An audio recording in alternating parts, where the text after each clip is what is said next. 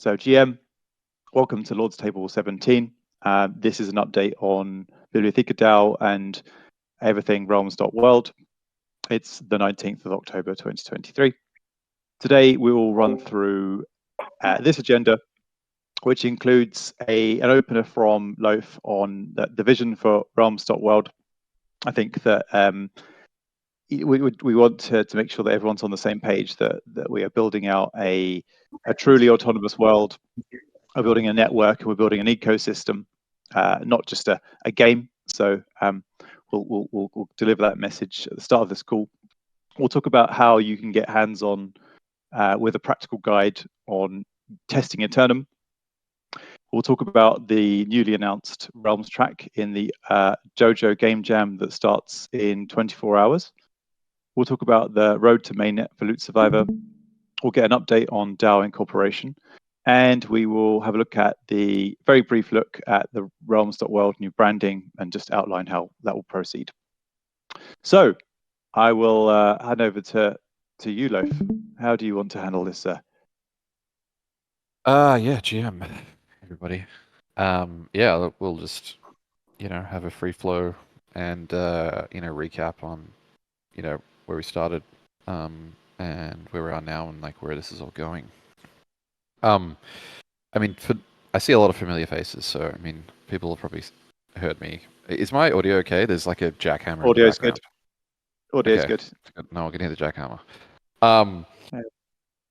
Yeah, so like, oh crap! Hang on. No, as in you've drawn it to attention, but it's not loud. Don't worry, it's all good. Okay.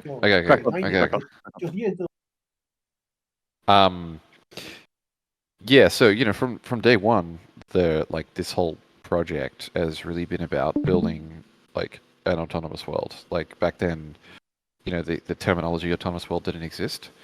But if you look like way back in antiquity of the realms, like calls and figure documentation, it was all about building a totally open world, starting with like a singular game with a bunch of fungible resources that people can build on and extend. And throughout the first year, that's really what was built.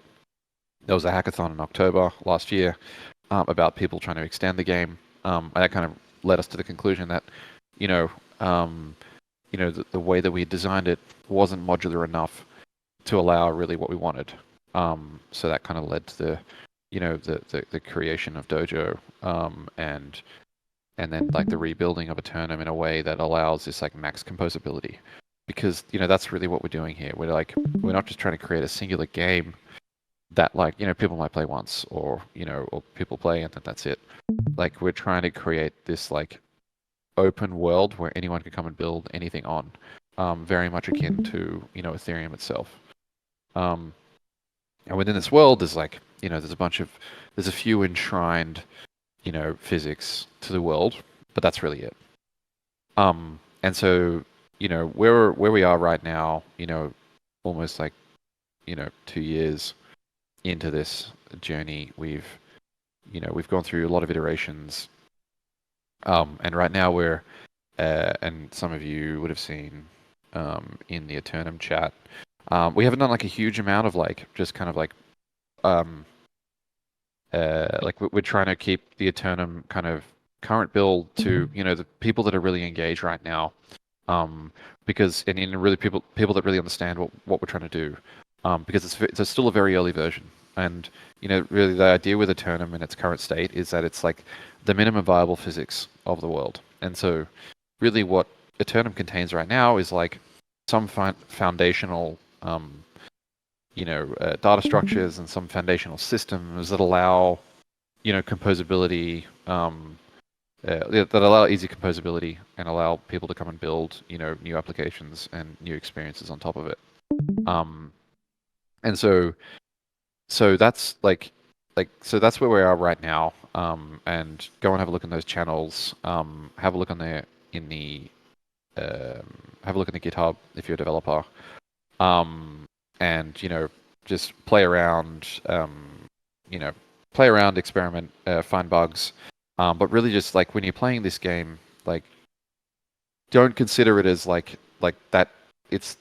Consider it as like an open sandbox, and like we're kind of like pushing in that direction. And so, it seems simple right now, but there's a lot of work that's gone into getting it to that point. And there's a lot of work that's gone into the client that's been built by Rochelle1337, Black Mirror, and Amaro to like build it in a way that allows this extendability, not just even from a contract point of view, from actual a client point of view. So you can use like the current game client as inspiration to like build extensions and easily build extensions. We do need to write like more documentation on that. Like there's been a sprint to just get to where we are right now, and so yeah, over the coming weeks, all this like these SDKs which we're building, which will allow you to like reconstruct clients of the game and incorporate your own features really easily, will be coming out. And this weekend is actually, or starting tomorrow, there's a Dojo hackathon, and there's 10,000 USD up for prizes, and also another 2,500 in Lords up for grabs. And the Lord's bounty is really focused. Well, it's purely focused on extending like Eternum.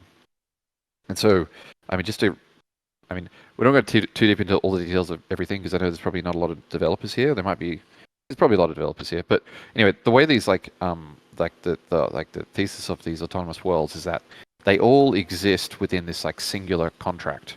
And so think of it as like a world contract, right? And so think of like Ethereum as the world, and when you deploy a contract onto Ethereum, you're extending the functionality of Ethereum itself. And so autonomous worlds like act in a very similar way. There's like this one canonical world contract, and Eternum is deployed into that world right now. And so Eternum is like, I don't know exactly the amount of systems. It's like 15 systems or something, and there's like 20 different components. And you as a developer can come along and actually use, like, you can incorporate those systems and you can incorporate those models and components into your extension of the world. And so by doing that, you just deploy more contracts into that world contract, and the world expands. And so it's really as simple as that. It's becoming more simple. It's a lot simpler than it was a year and a half ago, and there's still a ways to go. But this is like step one. Step one is like Eternum has deployed the first few systems into this canonical world, and now we're encouraging people to come and deploy new systems into this canonical world. And so all the systems that you deploy into it, everything will live in there, just like all the contracts that live on Ethereum right now. And so that's really the vision. And so we're like so close to becoming a reality, which is amazing. So, if anyone like, I'm going to be like around. Well, I'm always around, but like tomorrow, I'm going to be like purely focused on helping people get onboarded and understand Dojo and onboarded into like how they can contribute, how they can like build into Eternum. And so yeah, now's the best time if you really want to screw around. It's this weekend, and like this is a pretty historic moment. Like everyone in this space, in the on-chain gaming space right now, is trying to achieve this thing.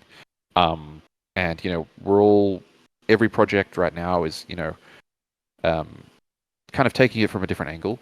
And our angle is like radically open source, and just like grassroots building. So it's a crazy experiment, but yeah, now's the time to experiment. And if I give you sort of like some specific prompts, Loth. So Sure. we talked before about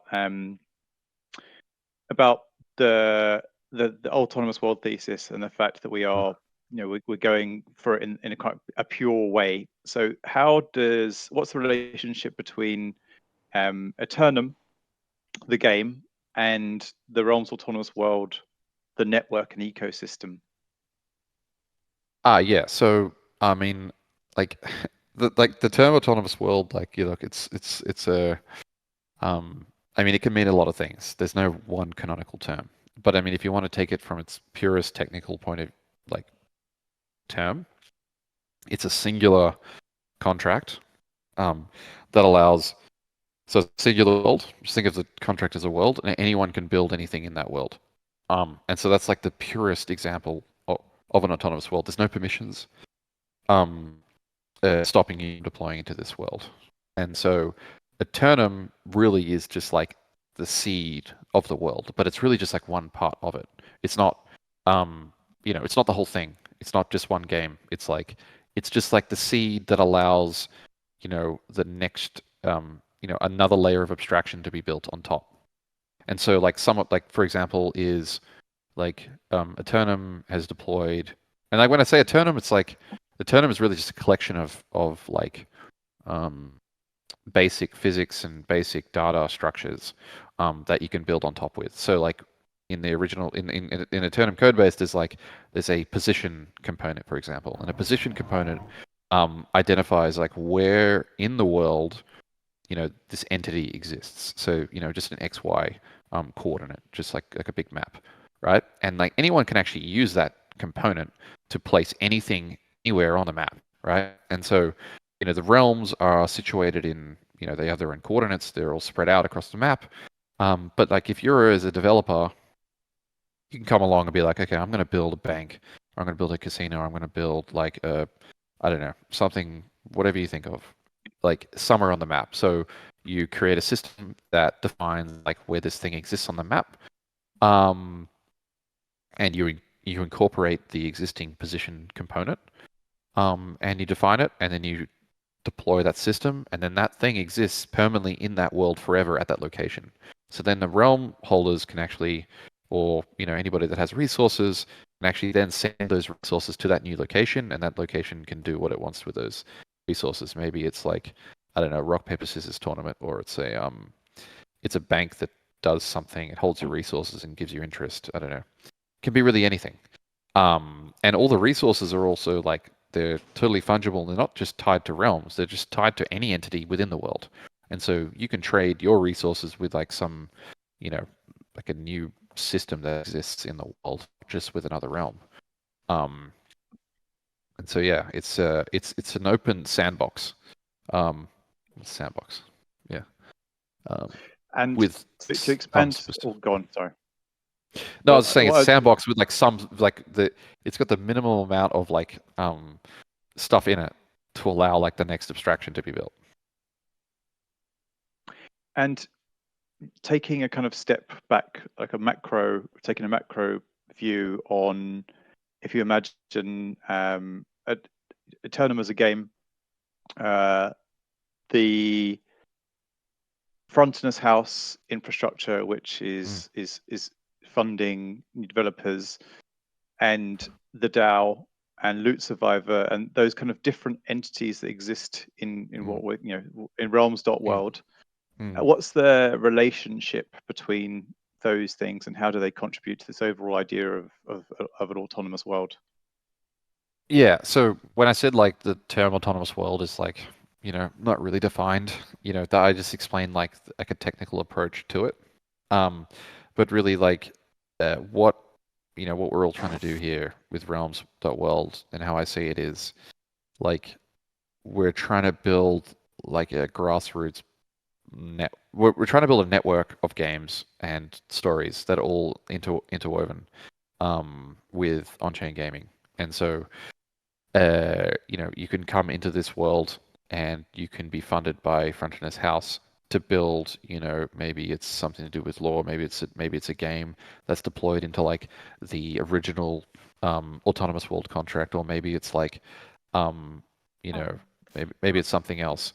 But all these games exist together, and they all have like a shared identity and like a shared token and like shared assets, and so they have this like deep interoperability with one another. And so like the approach that this project is taking is like it's very counter to a lot of like approaches that other people are taking. Is that we're trying to build this this network from the bottom up. And so it's been radically open from the beginning. There's no huge insiders with like massive chunks of tokens. It's like and like this approach is like I don't know. To me, this is like how you actually build a true everlasting network, right? Like we're not just trying to build one game and then like this is one token. It's like we're trying to build a network that is governed by like many people, and the network is greater than any individual project. And so that's really what we're trying to do. Is like we're trying to build a network here, of people that have the shared interests and projects that like share a similar identity. And it's all, it's all connected by this, but by tokens and the and similar assets.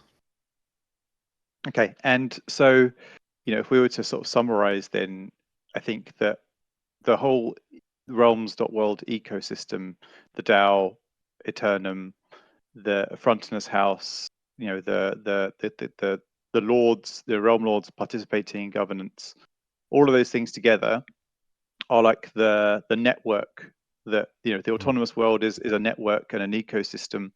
The DAO is there to Govern the network. govern the network. Yeah. Yeah, exactly. And essentially, what you'll see, what we're doing in terms of hacks, game jams, grant rounds, is we're attracting builders to come and build experiences and games and extensions to the things that the DAO is building. So don't think about the only products of the of Realms being Eternum and Loot Survivor, because actually what we're doing is funding and bringing into existence, terraforming is the language you've used, terraforming a network that is credibly neutral, in a way that a centralized gaming kind of ecosystem can't be, because there's somebody sat at the center who's making decisions, whereas we as a collective are steering this network. Yeah, exactly. Yeah. And like historically, if you think of networks, like, go back to the early days of the internet and, there were competing protocols. Microsoft tried to bring their own internet, basically. Apple did, a bunch of these big companies tried to do it. And, ultimately the network that won out was, the open internet, because no one, like, people don't want to build on a network that's like controlled by someone. And it's very good and well saying like, yeah, my network's open and it's open source, but open source like is more than just like saying it. It's like it's a culture. And same with like open protocols. It's like it's a culture. And like and then the same thing happened again in like Bitcoin, like in like 2011, 2010, when all these like Bitcoin altcoins popped up, right? And like no one wants to like build or like contribute to a network with like wacky, skewed tokenomics into one person's like pocket, right? It's like you need to have this like radical openness from the get-go to build a long-lasting network. And then the same thing happened with Ethereum in like 2017 with all the Ethereum killers, and they were just like massively VC funded networks. And look at them now; they're ghost towns. And like Ethereum worked because it was very grassroots, bottom up, building of a network, and everyone wanted to contribute to it because it was like that radical openness to it. And so it's a culture of these things. And I think the next evolution of these networks are these like autonomous world networks, and like they're not monolithic singular things. There's probably going to be lots of these world contracts. Some of them will be canonical, some will be running on L3s, some will be running on L2, but they'll all share this common thread, and this like community based around them, and this radical openness. And the radical openness is what encourages the best developers to come and build on the network. And so that's really the approach that that this project's taking. Wonderful. Okay, cool. And just to finish off this section, to put you on the spot, but what do you imagine, if we keep going with the initiatives at the rate that we're moving now, in terms of attracting devs and being radically open and open source and open data, what do you imagine the network that we're collectively building looking like in 12 months, 18 months time? Yeah, well, I mean, if I had, I mean, I'm a big proponent on Frontinus House. Like, I mean, I would be ramping that up like more aggressively than probably what we're doing. And so my hope within 12 months is we have, 6, 7, 8 front-end house rounds, all with at least 10 projects within them. And we have, 100 projects that are building in this ecosystem, and they're all that's equivalent to like 100 nodes all building on the same, on the same network. And so that's from a project point of view, from like a game, and some of them will release like great products, some of them won't release great products, but there will be great products within there. It's just we need to fund as many as we can, and encourage people to keep building on the network. And if we do that, then we'll have this huge ecosystem of games, all with this like shared, these shared systems, shared infrastructure, shared narrative, and shared lore. And it'll be a network that will outlast all of us. But we have to get to that point. We're at the inception right now. So, and my hope is that like Eternum itself is, as a concept, is like evolves into something that is like unknown to us right now. And you only really get to that if you have this radical openness, because the best ideas are often mods not coming from the original developers. There are often ideas that have come from, somebody that just appreciates the game, and they have this idea and then they can build it. And so giving the tools, and also all the tooling and everything around this stuff will like drastically improve. Like, I mean, it's on an exponential scale right now, how fast it's improving. So within a year, it's going to be very easy to add mods to these games, run them on the networks. There'll be L3s will be hitting their stride. This will be post 4844, so transaction fees on these roll-ups will be insanely cheap. Yeah. So, I mean, it's like we're at the inflection point right now. Like 2 years ago, it was too early. And like I think we were right then about where the market was going. But it was very hard back then. So like for the last 2 years, we've been trying to figure out like how do you actually build these things. And now we know how to build these things. Like, we're building these things, and other people are as well. So, the DAO focus in my mind should just be like encouraging developers and aggressively issuing grants for people to come and build on the network. Okay, cool. Thank you. All right. So I think just for people listening, like it's important that we all, as DAO members and community members, when people are asking about Realms, it's not simply Eternum. Eternum is part of this like broader ecosystem. But actually, what we're doing is creating this network and ecosystem where countless builders who might be solo game devs, who might be existing game studios, all kinds of different entities can go and they can raise money. They potentially come to Frontenders House to get started. They could raise money elsewhere and then come and build on them. Think about it in the same way that Ethereum works, where you have this network, you have the Ethereum Foundation who like to sort of like nudge along and provide almost like a kind of professional opinion, but it's not the master of that network. It doesn't own it or control it. So that's how we kind of need the people in the community to sort of help brief and educate the rest of the ecosystem about what we're doing, which is not building a game called Eternum, building a fully autonomous world, an ecosystem and a network in which Eternum sits. Okay, nice. All right. Well, thanks, Loaf. I will now, very relevant, but move on to testing. So Rachel and Squiddy have got to take us through some like really practical hands-on tips on how to start using the version of Eternum, which is up now. GM Lords. Hello. Rachel, do you want to share your screen? Yeah, sure. GM Lords. Just a second. Hello.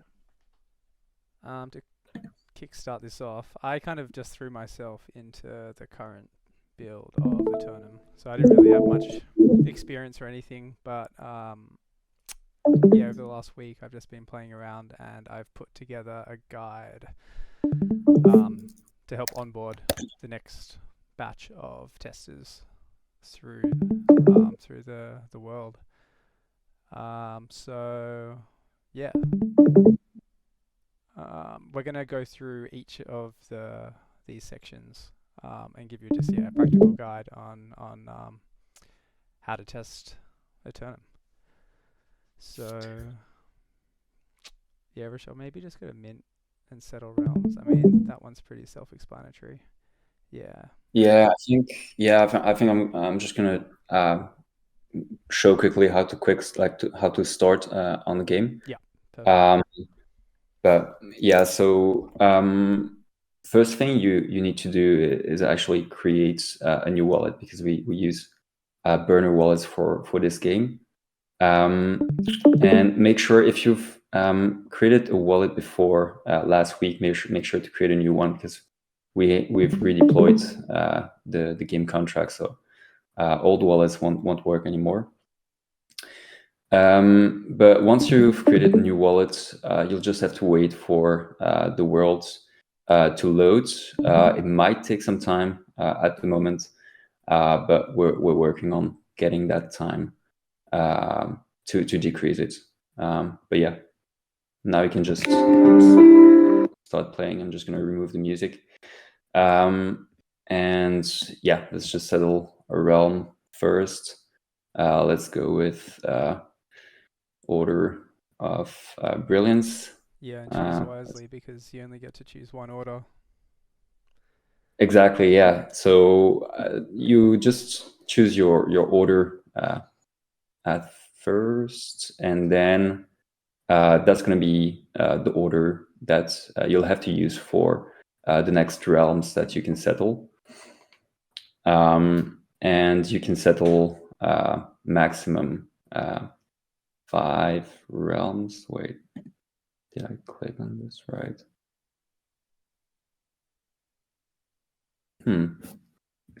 Not sure why, but the rest of the realms don't appear. I guess that's just how it happens in live demos. But yeah, you can just settle maximum. Oh, there you go. Okay, just taking a bit of time, I guess. You can settle maximum 5 realms per wallet address. So once you've settled your realm, let's just go directly in the realm management window. And that's where you can kind of do everything related to your realm. And so the first thing you can do, for example, is start to build some labor, buy some tools for your mines. So for example, here, let's just buy some labor, and the way it works is that you buy an amount of time for that labor. So here I'm just going to buy 1 day and 18 hours of labor, and so for the next 42 hours, I'm going to be able to create labor, and that labor will be able to be harvested every 2 hours, basically. You can see that my production has started, and I'm producing 11 wood per hour. Same with the food. Here you can build farms and so on. So another thing you can do here is the trading. So you can see that there's already quite some open offers here in the trading panel. I'm just going to show you how to accept one. I don't know who created this order, but it's his lucky day. So here you can see the resource that you'll need to give, and the ones you'll get, and also the weight of the resources. And weight is something that's important in the game, because trading doesn't happen like that. Like in the there's actual physics related to it. So if you want to trade with another realm on the other side of the map, you need to transport these resources to their realm to finish the trade. So to do that, you'll need to create a new caravan if you don't already have one. And a caravan is basically just a bunch of donkeys put together, basically. And here you can choose the number of donkeys you want in your caravan. Each of them can carry 100 kilo. So just one donkey for this trade should be enough. So I'm just going to accept the offer. And once the offer is accepted, I can here check into my offers tab and see that there's some resources coming my way, which will arrive in 11 hours. And so that depends on the distance with the other realm. Here I'm trading with another order, so it makes that sense that it takes a bit more time. But if you're like trading with your neighbor, it could take less than an hour. Also here in my caravans, I can see that my caravans is traveling with the other realm's resources in order to bring them to his realm. And it's actually going to be back in my caravan is going to be back home in two times more hours than here. My resources, because it's going there and coming back basically. So there's a couple of other things you can do here with the orders. Here we actually implemented a road system, so you can build a road between two realms. So here, if I do that and go check out my roads tab, I can see that there's a new road that's been built with this realm. And so what's nice is that if I accept, okay, so I can see here that speed is going to be 2 times bigger, 2 times faster, sorry, with that realm. And if I accept here another of his trades, let's take this one. Yeah, if I accept another one of his trades now, and I look at, oops, my offer, is it? Yeah. And I look at my offers, actually now the other resources are coming my way 2 times faster. And same for my caravan is going to be back at my realm 2 times faster than without a roads. So that's the road system. What else? If I create a new offer, create offers, of course, I'm going to trade some wood and some obsidian for some dragonite, let's say. It's always the best resource. Let's put 100 of these, 100 of these, and just ask for 2 dragonite. Let's not be too greedy. You can see here items weights 200 kilos. I can actually make a direct offer to another realm. So if I just want to trade privately with someone else without putting the offer on the open market, I can just do that. And okay, let's just take order fox. I'm not really sure I want to trade with these guys. But yeah, let's take another one. Is it my realm? Yeah, Smete is here. Next step, new caravan. Here, I'll need to have 2 donkeys in that caravan to be able to carry the weight. And I can just simply create the offer. And here in my offer, I'll see that I have an offer created with that realm, which you can cancel as well if you want. So that's for the trading. Also, in the game, we've introduced the concept of hyperstructures. And by the way, here on the left, you can see all the realms that have currently been settled. I'm not sure how many there are, but could be a couple hundred. And so here you can see on the map these hyperstructures, which are these huge construction that you need to initialize to create them in the world. and you initialize them by sending it a batch of resources. So for the order of brilliance, for example, which is my order, I can click on manage, and I can see here that the hyperstructure has not been initialized yet. But to initialize it, you need quite some resources. So you need all of this. And you can see here that none of my realms have the necessary resources yet. So I'll need to build some labor, harvest some resources, or trade with other realms to get the necessary amount. But once it's initialized, you can see here the order of power has initialized their hyperstructure.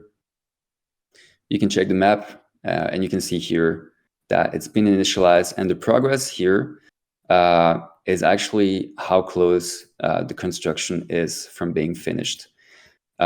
Because once you've initialized it, you'll still need to send it enough resources for it to be completed.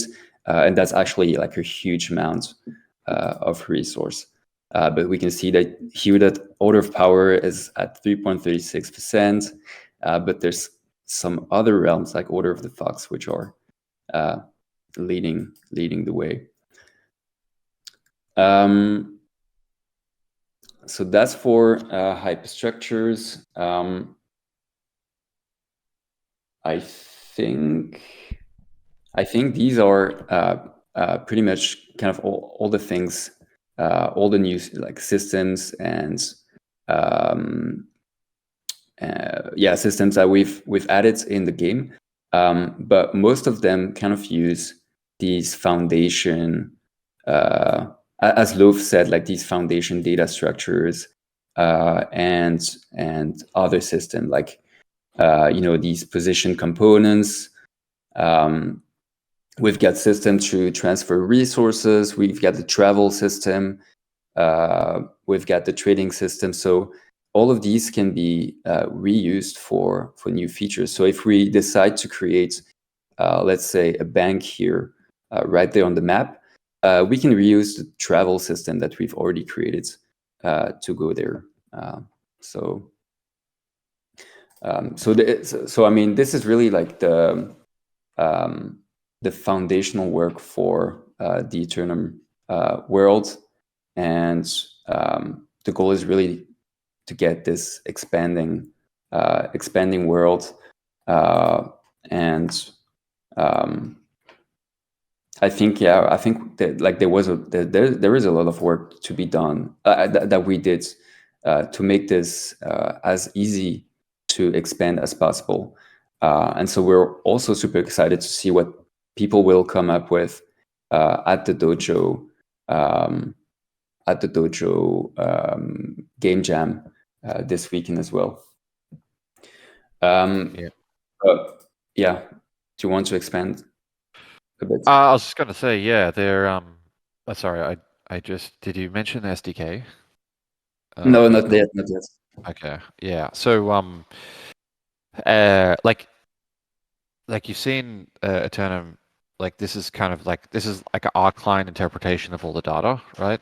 But like you could, like if you are going to go into this hackathon next 3 days, like don't aim for something like ridiculous. Just like especially if it's the first time building with Dojo, just like aim for something small. Like you can see the hyperstructures at those locations on the map, right? I mean, you could just build something that's like put something somewhere in a specific location on the map. Maybe it's in the middle of the ocean or something, and then you could just like build a way. You could just allow people to transport resources to it, and then when they get resources to it, it does something. I don't know. Maybe it builds another structure, or like, I don't know. People can have a PvP fight somewhere on the map.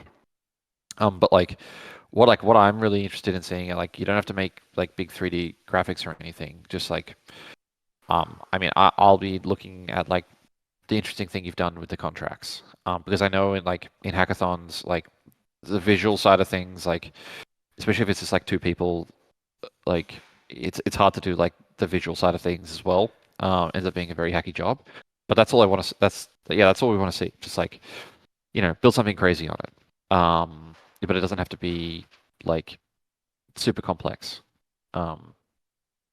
like the hackathon will be a success if we have like 5 people deploy into the world and there's 5 things do something. So yeah, and that'll really kind of prove the whole thesis of this autonomous world. So yeah. Yeah, exactly. So yeah, I wanted to finish off with maybe a quick note on people who are down to test the game. So the game is up. I mean, there's going to be I think it's maybe already there, but there's going to be an announcement in the Eternum, the new Eternum guides channel, where you'll see a link to the guides, a link to the alpha game, and also a link to the repo. And so people who want to test, you can look out for bugs, so stuff that just don't work as expected. But we're also eager to hear of new features that you could have in mind for the clients or the contracts. And for example, we've got, you have this notification panel on the right, and we've had people suggesting that you could, actually click, have this action button in the notification to directly set the action. I mean, for example, you have notification for when your resources are ready to be harvested, and you could just have a harvest button straight in the notification rather than having to go in your realm and harvest it directly. So like this is the kind of feedback that we're looking for, but also we're looking to improve the guides. So if people find something maybe confusing or not clear enough, that's something we're interested in. And for people also who are maybe who know how to use GitHub and GitHub issues, we're also welcome people to create these issues directly in the GitHub. So yeah. Yeah, come in and have a little clan of the same order and join in on the hyperstructure game, because that's pretty addictive, as well as minting realms and having that dopamine rush when you get a rare resource. Exactly. We can't let the Order of the Fox just get away with it. All hail the furries. So this is maybe a good moment to open up to the viewers, and if anyone has any questions about anything you've heard so far, please unmute yourself and ask, or drop a question into the chat channel now.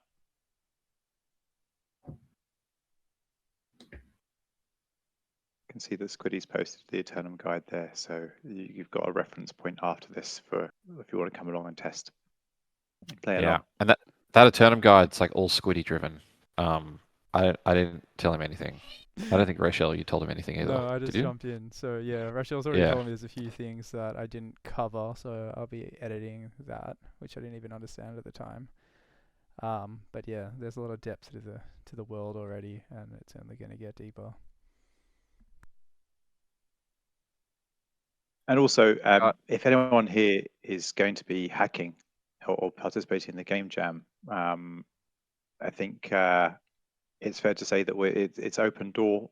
If you want to knock on Loaf's door via his DMs to get an idea or to get some support, I think they'd be more than happy to jump on a call or to DM with people. Hey, Loaf. Exactly. Yeah. Just get in there and start hacking. It's the only way to learn. And you can sort of see, like we were talking about before, where we're shipping this base layer of an autonomous world, and then the ecosystem that goes around it, to allow builders and developers and game designers to come along and extend it and add and take the physics and take the things that are there, the foundations that are there, and just take it into directions that don't exist in Web 2 gaming, don't exist in Web 3 gaming. The idea of emergent gameplay, this is where it's going to happen. So we'll kind of keep the. I don't think anybody's asked any questions. I can see some people typing, but as they pop up, we can just kind of refer back to them. But I will direct you back now to my screen. Oh, okay. There's a question for Recipromancer there. Can you talk about potential adventurer personas or monsters? Okay, cool. Loaf, do you want to handle that? Personas. Do you or Hey, monsters? I'll clarify. So Oh, I mean, okay. like, are there? Hello. I was like, I have a voice. So are there like plans for those kinds of primitives at the moment? Would it be a good example of like an interop system to be able to have, say, like an adventurer that you can, roll stats for, and then they can have, get some equipment and go take some risks, etc., that kind of thing. Yeah, definitely. I mean, since the beginning, we've always had this idea of the like adventurers in this world that can kind of run around and do their own thing. They live outside of the realms. That kind of idea was kind of morphed into Loot Survivor because we wanted to ship Loot Survivor as like an experiment, like on mainnet as soon as possible. And so Loot Survivor is launching very, very soon. But yeah, that's always been the dream, is to have like these adventurers that are like very cheap to spawn, and they're location based, and they can hop from realm to realm. Maybe they can go to the underworld, and they can pick up things, and they just exist as entities within the world. So yeah, I mean that was really, I think I mentioned that in the announcement of like what someone could build. So yeah, definitely that is the plan. But Thank you. That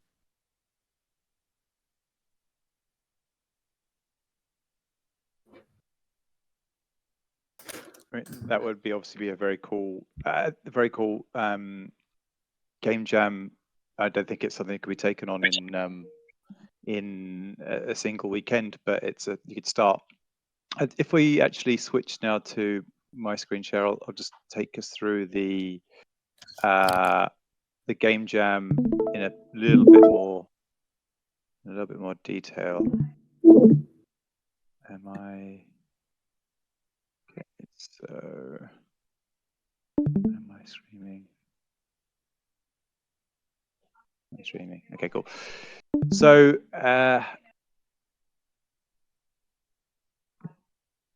Realms Track in the Dojo Game Jam, we talked about this a bit, but so announced this yesterday. There's $2,500 worth of Lords for the best extension to Eternum. So the criteria is deploy a game extension into the live Eternum world contract. So Eternum is currently running on a Katana instance. Rolf, do you want to just summarize any of this information? Yeah. So just so Eternum's currently deployed on a Katana instance. And sorry. I'm gonna move into the other room.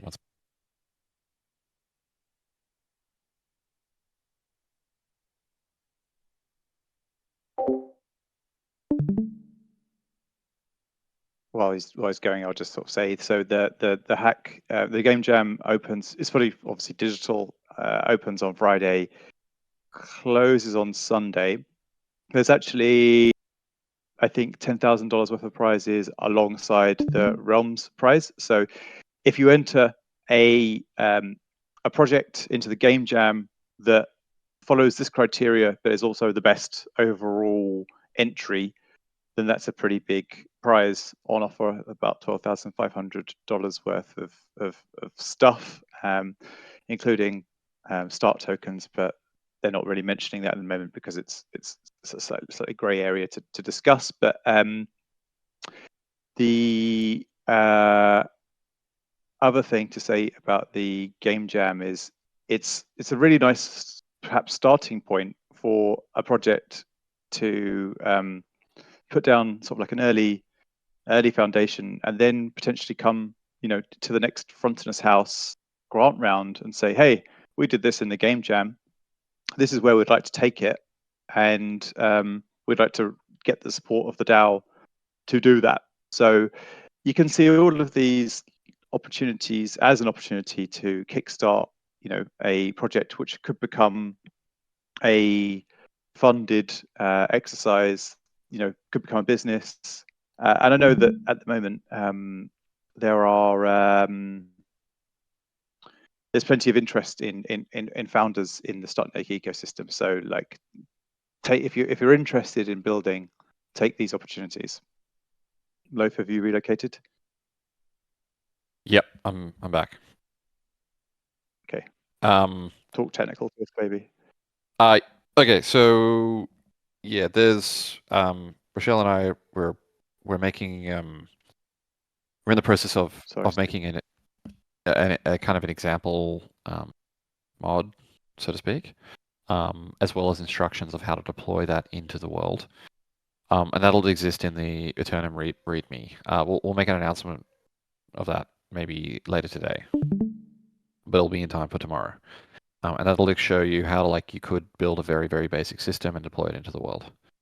And, exist in the same, space as Eternum does right now. So, yeah. So instructions of how that will specifics. There's small instructions right now, but we're going to expand it out into a little example. Okay. And in terms of timing, there is an update to Dojo that's just been launched ahead of the game jam. We won't go in. I know not everyone on this call is a dev, but I think if you do know a dev, this is a very potent moment to go and tap them on the shoulder and say, hey, let's what have you looked at the Dojo Game Jam, and point them in this direction. Let's get people building. So moving on now to Loot Survivor, and a kind of quick update on where we are and the road to mainnet. So what we're going to do is, and this is in conversation with Distracted Dev and Loot Hero, I won't give dates, but I will say that the release candidate contract is basically the one that is being tested now. There's one more feature, a kind of unannounced feature that's being added to it at the moment. But when that contract is deployed with this added feature, which is the only difference between the last contract and the new one, that is the release candidate. And so we've got this sort of 3 stages of ahead of us. So once the release candidate contract is deployed, assuming that when we test it as a community, and the community has been wonderful at testing and playing, I encourage you to come and play now. When you are testing, when we're testing, if we look at it, we say, hey, this release candidate is ready to go. We'll go into a tournament, which might be like 48 hours, maybe more, maybe less, but 48 hours where there is an incentive, say in the order of $1,000 worth of Lords for the survivor who tops the leaderboard in that period. So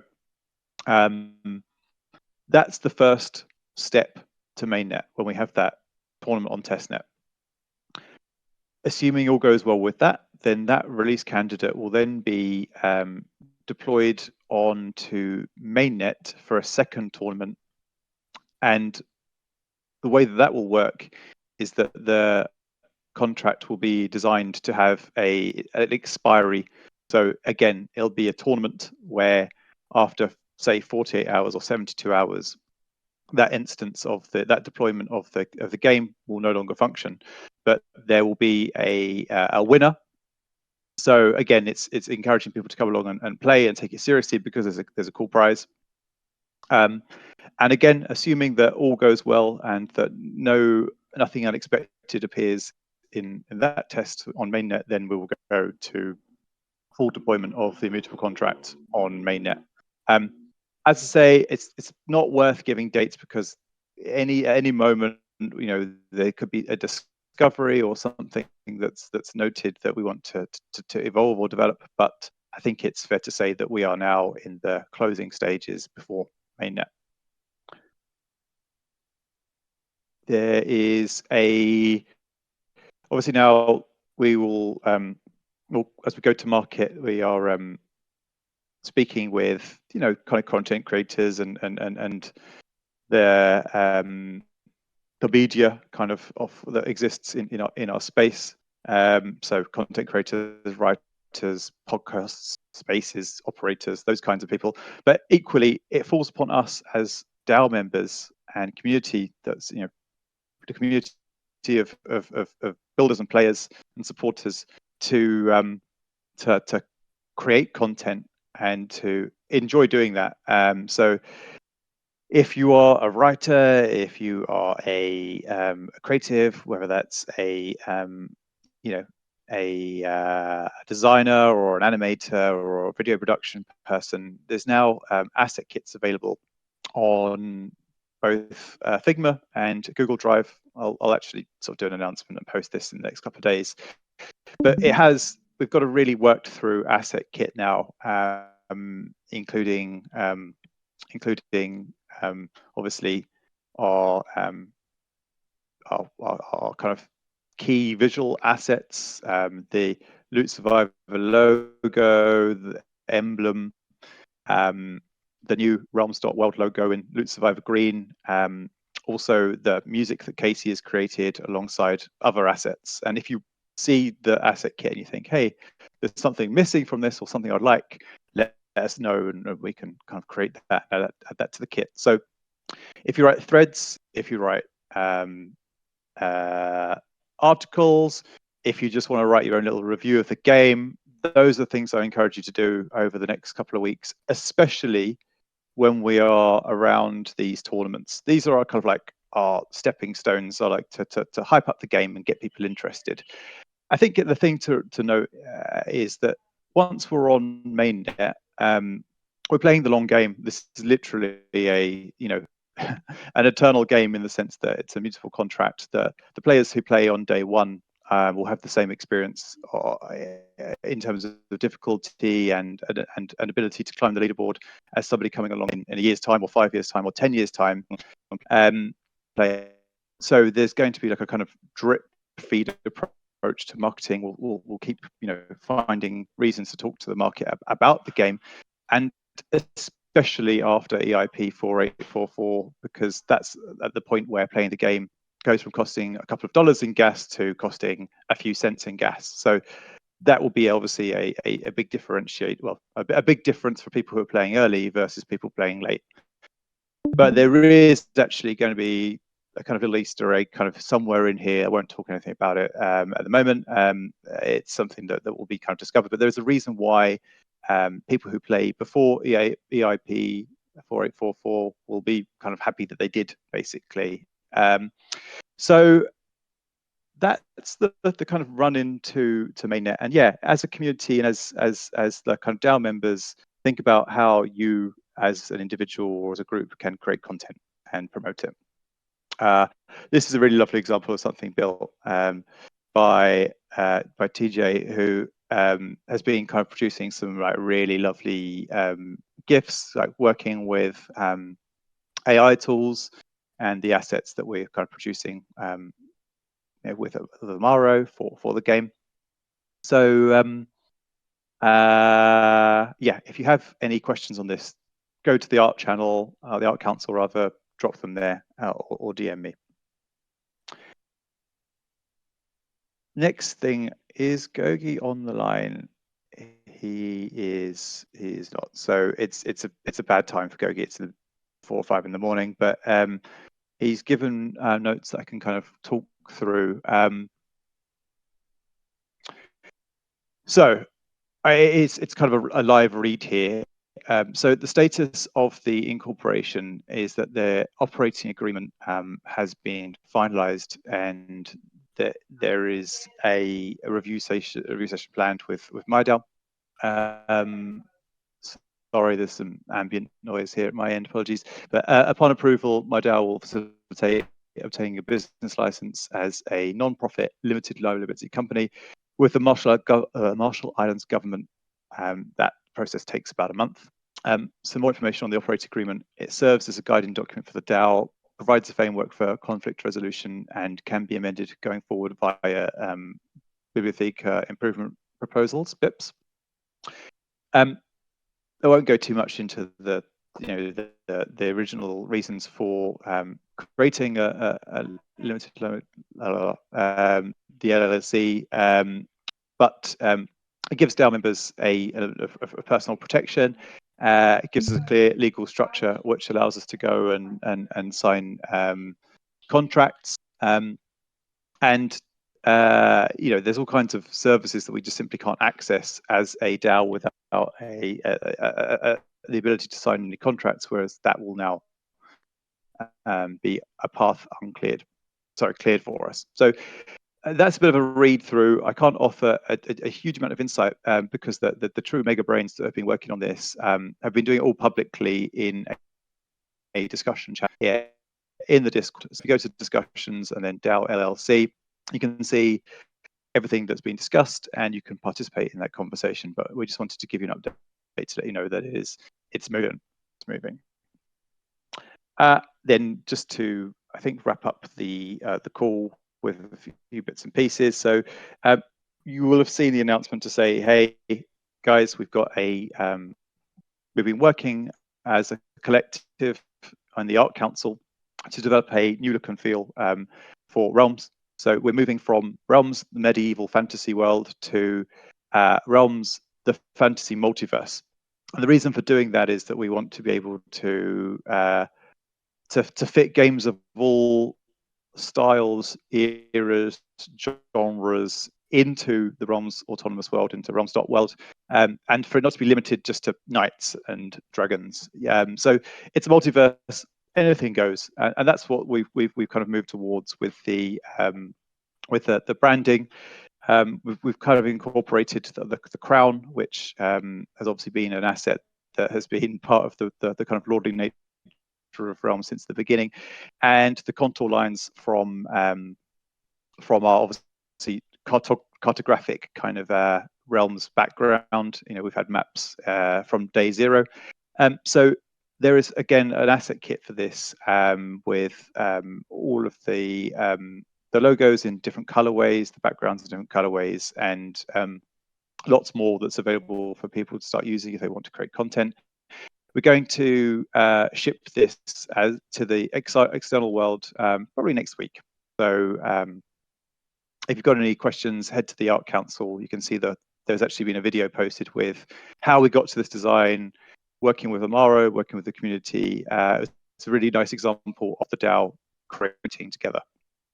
And then just one final thing to say is that Loaf and I will be joining Nurstar, who is one of the kind of main StartNet content creators and kind of media people, or platforms in the StartNet ecosystem. We'll be joining him at midday UTC, a couple of hours, I think in 3 hours from now. Please come along and have a listen. Obviously, as we head towards the launch of Loot Survivor, you'll be seeing more and more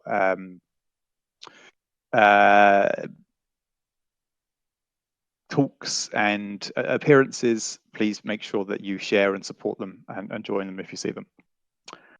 I think that's kind of it. Just a quick note on Istanbul.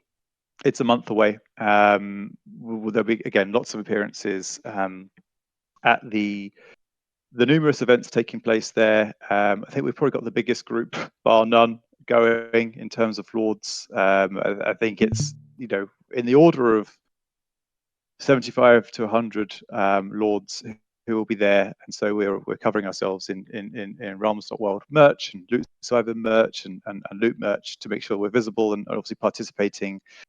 There's also going to be an announcement in on Monday, rather, after the Game Jam, of a dojo, a developer event, which is workshops which train people up on how to use Dojo. And that event is supported by Game 7, by Starknet, and also Realms as one of the leading Starknet gaming projects in the ecosystem. So that's just something to have on your radar if you are a developer and you're going to be in Istanbul. You can come along to the workshops to be trained from basic through to advanced. But also there is space there to share prototypes, to meet hackathon participants, and then go into the global hackathon with a view on aiming to get that $10,000 Starknet prize. Full announcement will be on Monday, but that's the heads up. And yeah, we invite the Frontinus House devs to come along and share prototypes on the day of Friday the 17th. Put it in your diary. But yeah, the full announcement will go out next week, start next week. Now that's it, I think, in terms of the sort of scheduled content. Does anybody want to raise a hand, ask any questions to? Yes. Hey guys, hello. Taylor. I guess I want to chime in a little bit on the other, I guess, AW event in Istanbul. So you guys all know the main event is on the 15th and 16th, mostly hosted by Mud, right? But also by Dojo. There's gonna be a pre-event on the 14th, starting I think 11 a.m. including lunch, and we'll have three panels. I think 4 or 5 loot related projects, including Realm, including Crypts and Caverns, including Underworld, including Banners, will all show up in the afternoon panels. There are 3 panels mostly, one on games itself, one on infrastructure, and one on world building. The loot projects will mostly show up in the world building one. I guess it's pretty self-explanatory, right? 4 or even more loot projects building the world together, right? And I'll actually be the host of the world building panel. And in terms of merchandise, Secretive mentioned that there will be Eternum and Loot Survivor merchandise, and we including myself and including the Trade Out guys, they're preparing some hoodie with I think Loot First logo in the front and an entire cast of Loot First projects on the back. I think I showed the picture in the Realm general chat before, but if you guys haven't seen, I can send it again. It looks pretty sick, and the goal is that we want the 75 to 100 lords all have one of those in hand, and probably wear them in the second day AW assembly. To make a fuss, I guess, to make it really visible that the people realize, okay, Loot First is live and kicking. Yeah, so I guess that's a real quick one from me, and definitely love to see all those hopefully more projects showing up in the Loot First sprawl in the Dojo Game Jam tomorrow. Epic. Yeah, wonderful. Anybody else?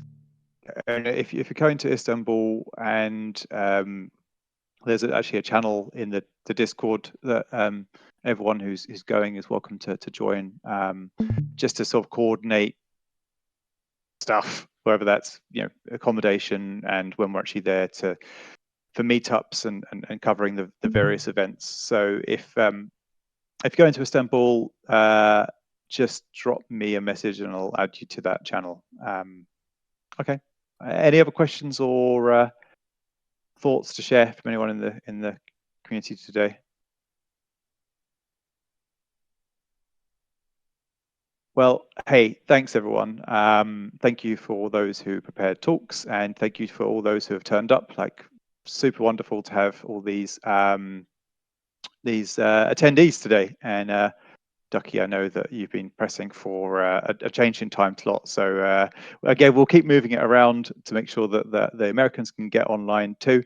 But yeah, it's nice to be able to see all these kind of like known and some unknown faces.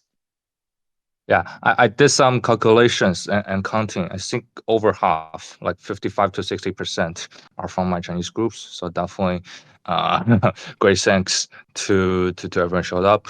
And perhaps next time, yeah, we move back like 5-6 hours to like 9. Well, that's 9 p.m. China, not 9 a.m. US. That should be like 1 p.m. 1 p.m. British time. That is something like that can accommodate 3 of the major time zones. I think that might be a better idea overall. Yeah, I agreed. I think we'll just keep it moving around because obviously have a number of Australian lords in here as well. So we'll just keep on rotating it about to so that it's obviously with the recordings that some people get to come to the live events and some get to watch recordings. But yeah, absolutely, Ducky. And if you're a community member and you like Ducky, raise his hand and say, hey guys, we're not able to attend these events. Like if you see something that you think we can adjust, then let us know and we'll try and be as fair as we can to all our members. Awesome. Okay. Yeah. And in terms of real quick, in terms of raising hands, I think most of the Chinese fellows there is their hands in the WeChat groups, not exactly in the Realm Discord or the Realm Discord Chinese channel. So yes, I'll probably collect them in the WeChat groups that every Chinese is part of. Nice. Okay, and cool. And definitely push the game jam out to your community, Ducky. See if you can get some cool projects on the go. Definitely. I already pushed it. I think we're probably gonna see 5 more than 5 teams. I'm not sure if we can get to 10, but I'm pretty sure we get to 5 in the Chinese community for the game jam. Nice, excellent, wonderful. All right, guys. Well, yeah, I think we'll probably wrap up there. Have a wonderful day, and yeah, see some of you guys on the Nurstar call in a couple of hours. Speak to you soon. Bye bye. See ya. Jen, thanks a lot. See you guys.